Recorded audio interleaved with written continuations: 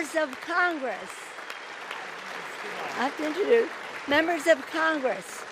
I have the high privilege and the distinct honor of presenting to you His Excellency Volodymyr Zelenskyy, President of the Ukraine.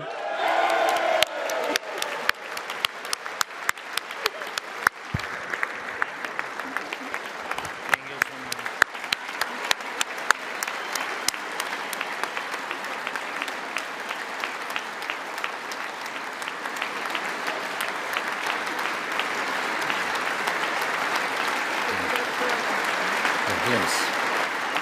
Thank you so much. Thank you. It's too much for me. All this for our great people. Thank you so much.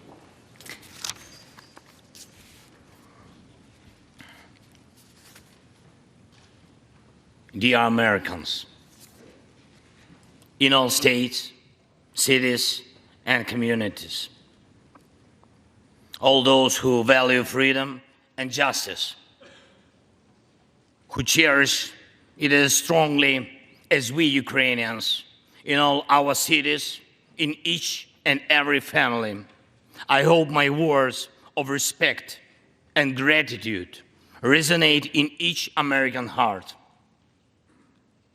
Madam Vice President, I thank you for your efforts in helping Ukraine. Madam Speaker, you bravely visited Ukraine during the full-fledged war. Thank you very much. A great honor. Thank you.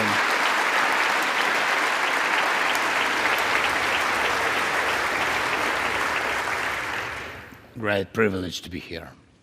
Dear members of the Congress, representatives of both parties, who also visited Kyiv,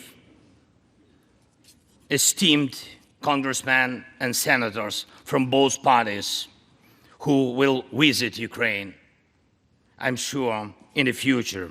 Dear representatives of diaspora,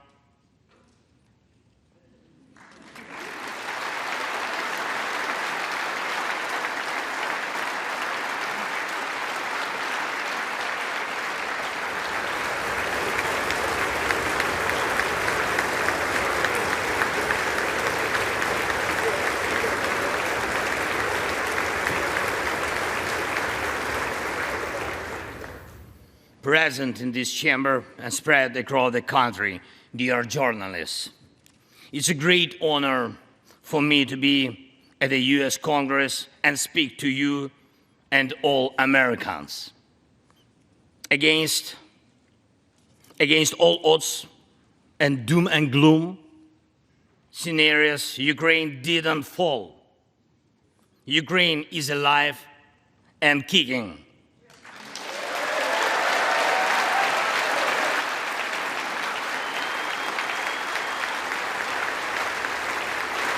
Thank you.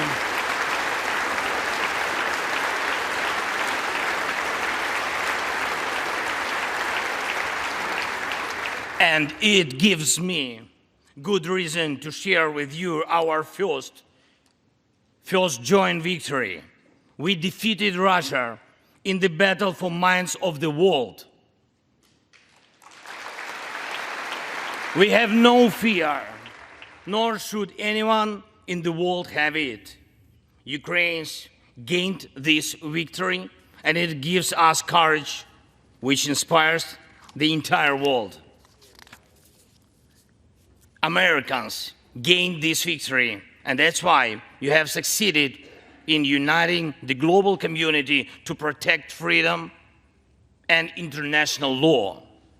Europeans gained this victory, and that's why Europe is now stronger and more independent than ever.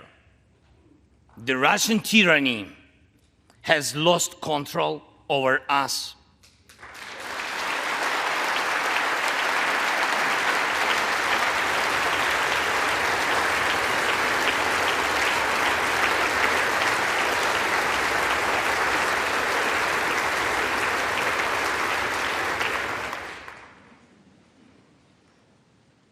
And it will never influence our minds again. Yet, we have to do whatever it takes to ensure that countries of the Global South also gain such victory. I know one more, I think, very important thing. The Russians will stand a chance to be free only when they defeat the Kremlin in their minds.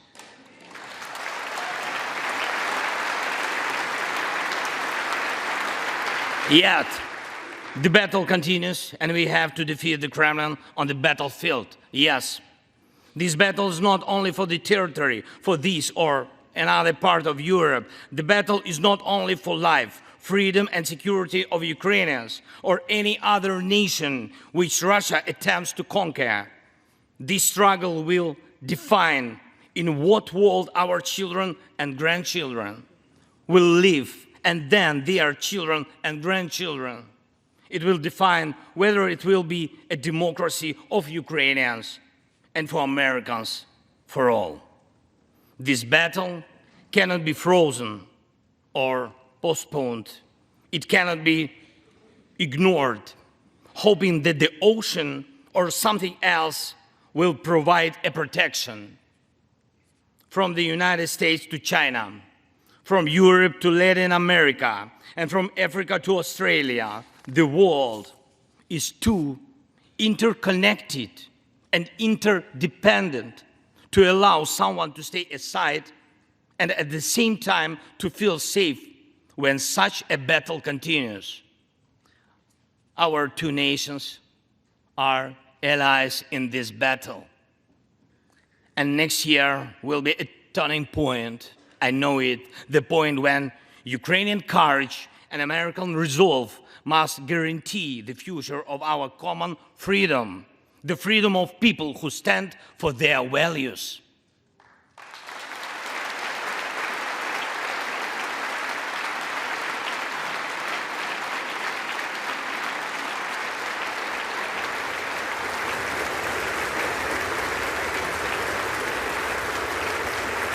Ladies and gentlemen,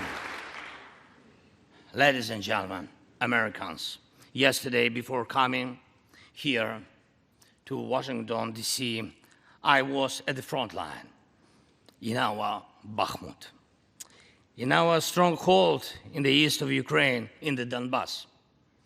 The Russian military and mercenaries have been attacking Bakhmut non-stop since May. They have been attacking it day and night, but Bakhmut stands.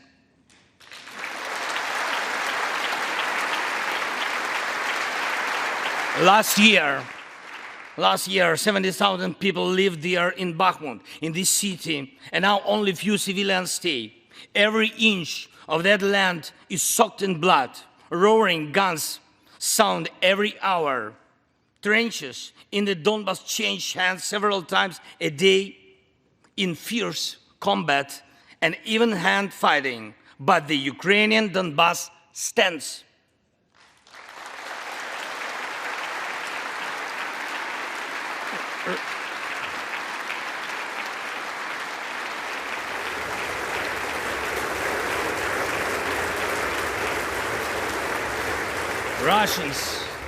Russians use everything they have against Bakhmut and our beautiful cities. The occupiers have a significant advantage in artillery. They have an advantage in ammunition. They have much more missiles and planes than we ever had. And it's true, but our defense forces stand.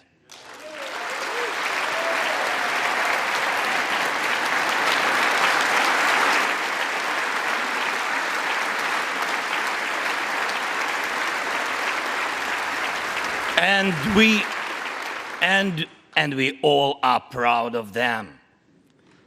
The Russians' tactic is primitive. They burn down and destroy everything they see. They send thugs to the front lines. They send convicts to the war. They threw everything against us similar to the other tyranny, which is in the battle of the Bulge. Through everything it had against the free world, just like the brave American soldiers which held their lines and fought back Hitler's forces during the Christmas of 1944. Brave Ukrainian soldiers are doing the same to Putin's forces this Christmas.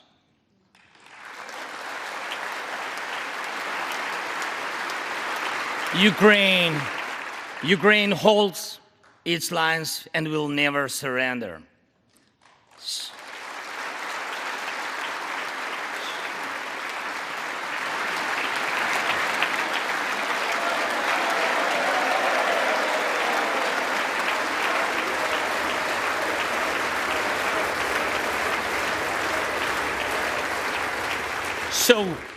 So here is the front line. The tyranny which has no lack of cruelty against the lives of free people. And your support is crucial, not just to stand in such fight, but to get to the turning point to win on the battlefield. We have artillery. Yes. Thank you. We have it. Is it enough? Honestly, not really. To ensure Bakhmut is not just a stronghold that holds back the Russian army, but for the Russian army to completely pull out, more cannons and shells are needed.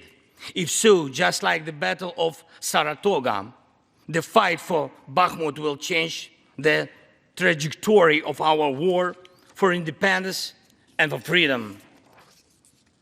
If your patriots stop the Russian terror against our cities, it will let Ukrainian patriots work to the full to defend our freedom.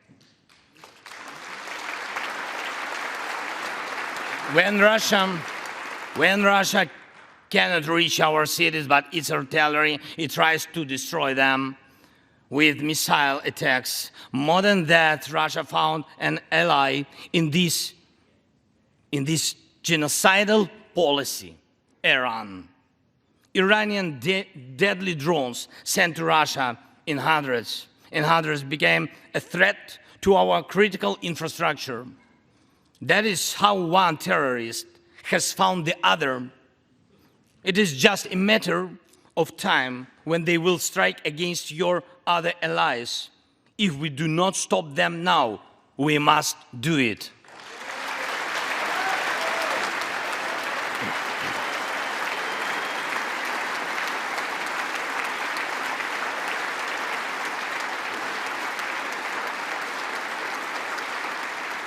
I believe there should be no taboos between us in our alliance.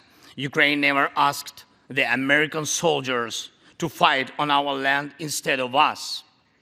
I assure you that Ukrainian soldiers can perfectly operate American tanks and planes themselves.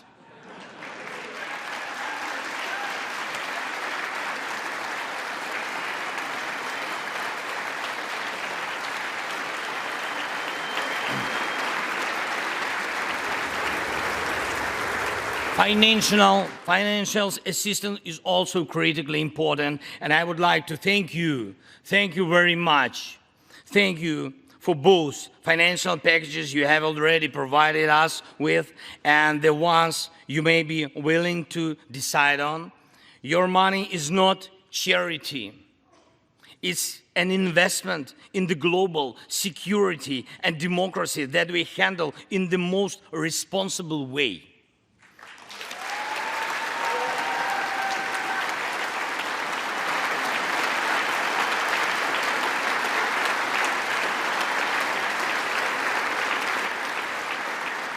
Russia could stop its aggression, really, if it wanted to, but you can speed up our victory. I know it. And it will prove to any potential aggressor that no one can succeed in breaking national borders. No one committing atrocities and reigning over people against their will. It would be naive to wait for steps towards peace from Russia, which enjoys being a terrorist state. Russians are still poisoned by the Kremlin. The restoration of international legal order is our joint task. We need peace. Yes, Ukraine has already offered proposals, which I just discussed with President Biden, our peace formula, 10 points which should and must be implemented for our joint security, guaranteed for decades ahead.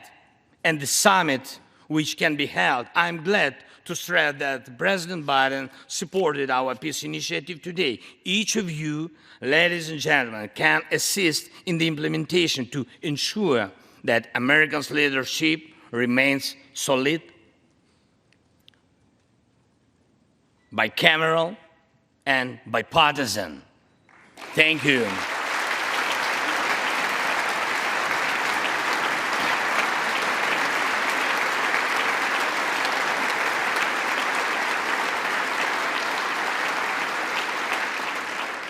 You can strengthen sanctions to make Russia feel how ruinous its aggression truly is.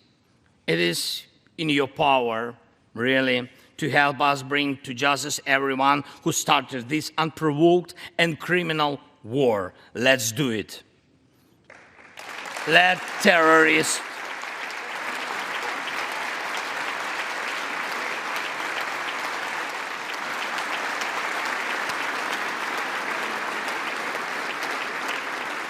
let the terrorist state be held responsible for its terror and aggression and compensate all losses done by this war. Let the world see that the United States are here.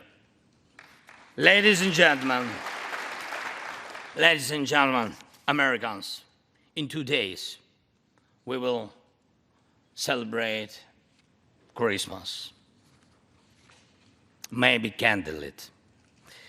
Not because it's more romantic, no, but because there will be no electricity.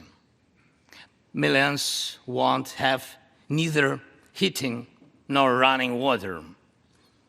All of these will be the result of Russian missile and drone attacks on our energy infrastructure. But we do not complain. We do not judge and compare whose life is easier. Your well-being is the product of your national security, the result of your struggle for independence and your many victories. We, Ukrainians, will also go through our war of independence and freedom with dignity and success.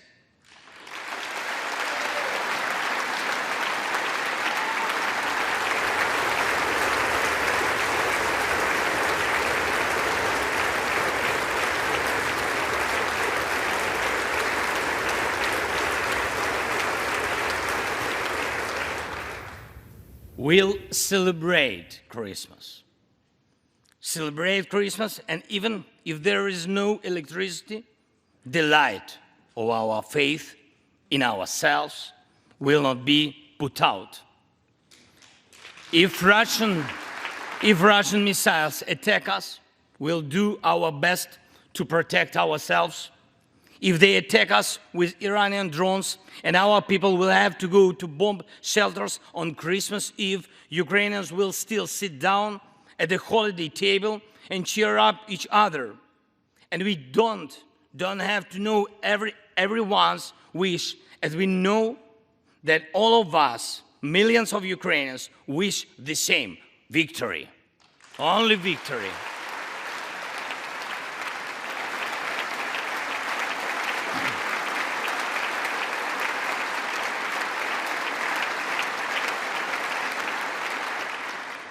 We already built strong Ukraine with strong people, strong army, strong institutions together with you. We developed strong security guarantees for our country and for entire Europe and the world together with you. And also together with you, we'll put in place everyone who will defy freedom.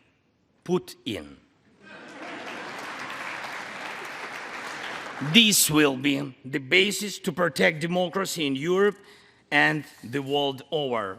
Now, on the special Christmas time, I want to thank you, all of you.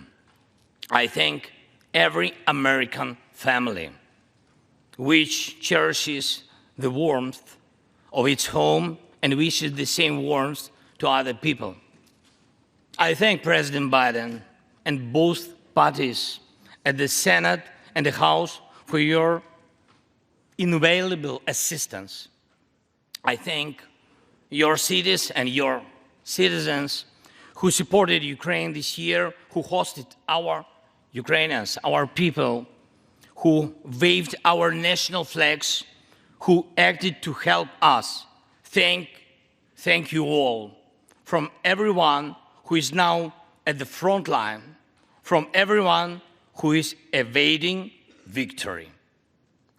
Standing here today, I recall the words of the President Franklin Delano Roosevelt, which are, I think, so good for this moment.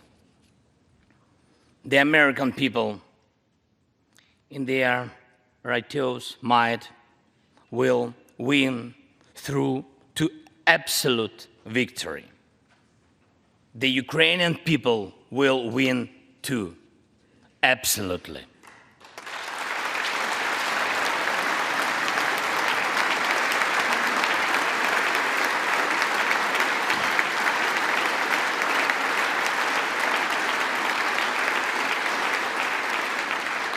I know that everything depends on us, on Ukrainian armed forces, yet so much depends on the world. So much in the world depends on you. When I was in Bakhmut yesterday, our heroes gave me the flag, the battle flag, the flag of those who defend Ukraine, Europe, and the world at the cost of their lives. They asked me to bring this flag to you, to the US Congress, to members of the House of Representatives and senators whose decisions can save millions of people. So let these decisions be taken. Let this flag stay with you, ladies and gentlemen. This flag is a symbol of our victory. In this war, we stand, we fight, and we will win because we are united, Ukraine, America, and the entire free world.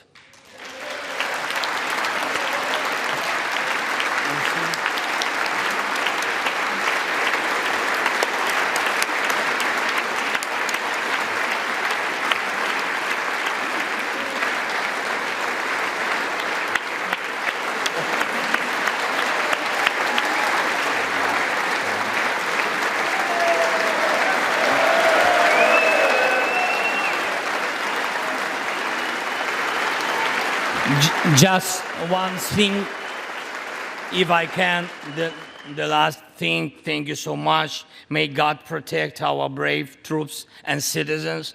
May God forever bless the United States of America. Merry Christmas and happy, victorious New Year. Slava Ukraini!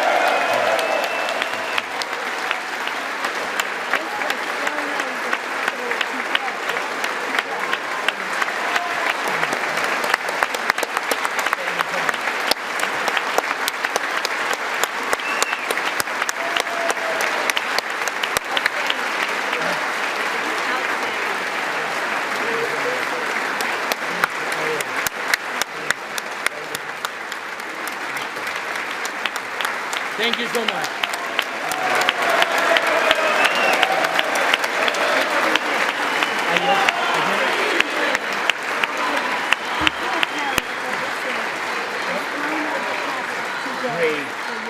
Great, to me. I can hold. Okay. Turn around. Yes. There we go.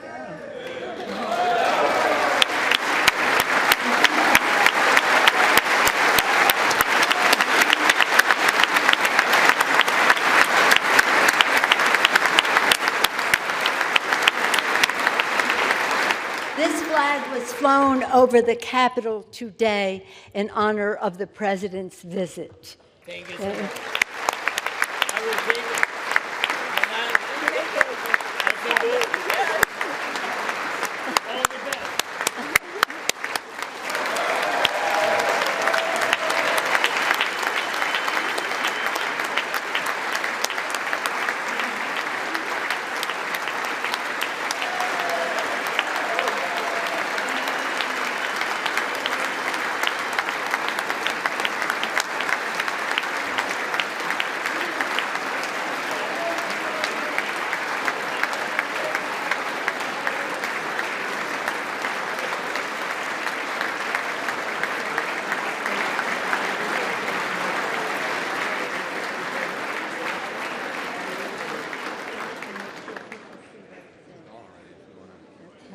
Is he out of the room? Okay.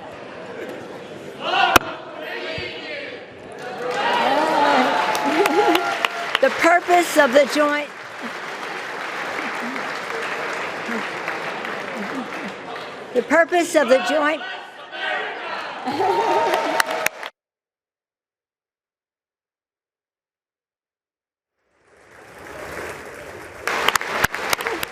Okay, now. The purpose of the joint meeting having been completed, the chair declares the joint meeting of the two houses now dissolved. The House will continue in recess, subject to the call of the chair.